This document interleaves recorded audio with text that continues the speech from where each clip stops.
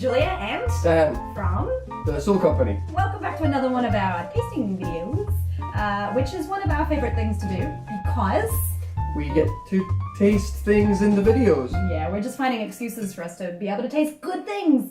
And I'm excited about this one. I really like this brew. Yeah, me too. This is something that I've been excited to introduce. And she's so lovely. Look at her.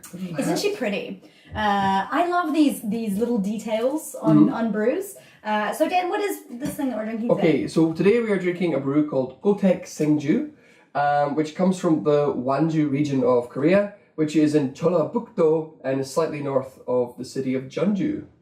Dan knows Google Maps. That was pretty impressive, I'm not going to lie. So what's special about this brew, Julia? Not the location, but this is quite special because it's 100% made with chapso. You know, the name of it is called Gotaek Saengju, and chapso means sticky, sweet, glutinous rice. Yeah, there's lots of different phrases for it, but it's the rice that we use in Korea to make rice cake. And when we're brewing, if you make something with chapso, you'll generally get something that's a bit sweeter. Sure. And so this brew is very proud of using 100% chapso when they're making it. But it is not overbearingly sweet in every way. I'd say it's a very well balanced brew. But the thing that is visually very remarkable about this is its clarity. Yes, it's actually, you can see the bottle is see-through. Maybe that doesn't come through very clear, but this is not a milky brew. So for Makgeolli, generally it's very milky and quite fizzy or you know, quite turbid depending on what the brew is. But this is very clear. So it's quite curious in the realm of takju. So tak means kind of cloudy. So takju means anything that has some kind of cloudiness to it.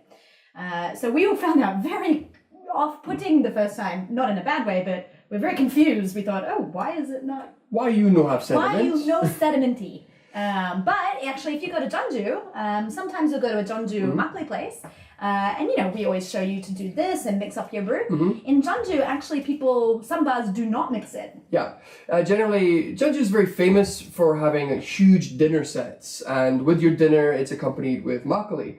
And when you order the set, they often ask, would you like it to be clear or would you like it to be cloudy? And I think a lot of people there drink it clear because they're eating so much food. Jeonju is famous for just pigging out on huge banquets of lots of side dishes.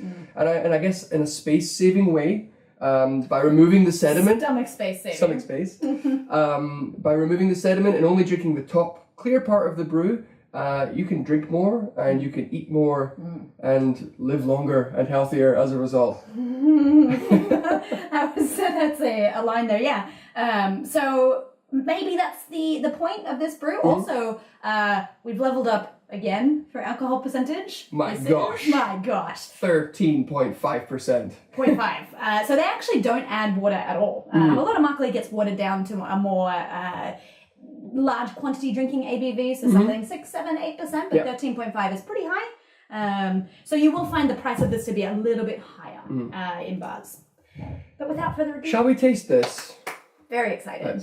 It's just, ooh, you know, it's like Christmas. It is like Christmas. The more drinks you've had, though, the harder this gets when you're trying to, why won't it open?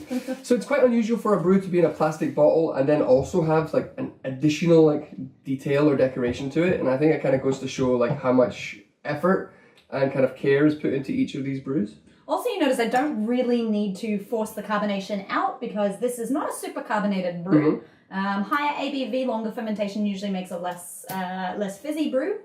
Which means even Julia could open this one safely. Oh, are we ever going to get over that? You're going to open everything from now on. Oh, are you sure? I'm going to secretly shake it before and be like, just open it, Dan. I'll bring my own bottles from You home. can get no after that. Thank you very much. You're welcome. All right. So interestingly, it's not entirely clear. It's not as crystal clear as at Jeonju. I mean, it's slightly cloudy, but yet not that cloudy. It's a very interesting kind of mix between the sediment and the Jeonju. So. And the brewery does say that this is very good for your health and it's been well fermented. So they do say you can drink this every day and it's good for you. Really? Every day. That's wicked. Yeah. Let's do that. Okay, every day. Cheers. Cheers.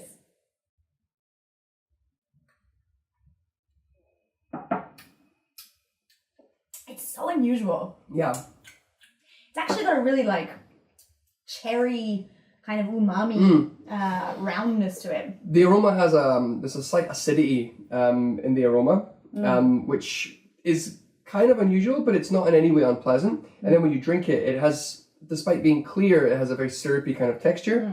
So you do have this kind of balance between the sweetness and the acidity, and there is a kind of complex, like cherry, like stone fruit kind of flavor in the back end of it. Even a bit appley, I would say. It's very fruity, and then chapsal, like when you brew with chapsal, you will tend to get a lot more of that fruity kind of flavor and aroma. What I really like about this is after you drink it, like the first mouthful especially, you get this light kind of tickling at the back of your jaw here. You know when you eat like grapefruit or something like that? Yeah. That sourness kind of like kicks in. It's not unbearable. It's not too strong, but it's a pleasant kind of characteristic which keeps it lively. To be honest, I like that because I'm not a sweet tooth. I prefer things that are more punchy in your face. So I like the offset of that tingling in the back palate. Again, this is something that I could probably drink quite a lot of it, just even though the ABV is much higher, 13.5. And because it's natural sugars, they just come from the breaking down of the rice. It's the kind of thing that you can eat with a meal and not have the sweetness of it maybe kind of upset the flavor of what you're eating. Yeah. But I reckon this would go quite well with something like quite spicy. Yes, that kind of smooth, syrupy texture, that sweetness does tend to cool things down if you've had something that's very, very spicy. But actually, I think it'd go with a lot of different things. It's got a lot of versatility. It's not too strong one way or the other. Another cool thing about it, shelf life. I was just going to say, with the higher alcohol, does that extend the shelf life? Well, I'm glad you asked. 5 months is actually the shelf life. 5 months. That's a lot. I mean, even for high ABV, like other Cheongdus or Taktus, like 5 months is a long time. That's quite a long time. So that kind of makes ordering directly from the brewery, which a lot of people do here, instead of like getting bottles for takeout. If you really like this brew, you can order a box directly from the brewery. Incidentally, you'll get 5 yellow and 5 pink little hats. So if there's a couple in the household, you can easily divide and say, you can't drink mine, I know how many you've drunk. His and hers brews. His and hers brews. But then you don't have to worry about it going bad. 5 months is a really long time.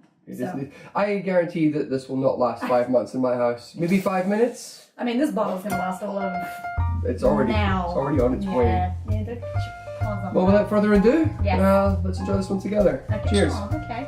Cheers, guys. Cheers.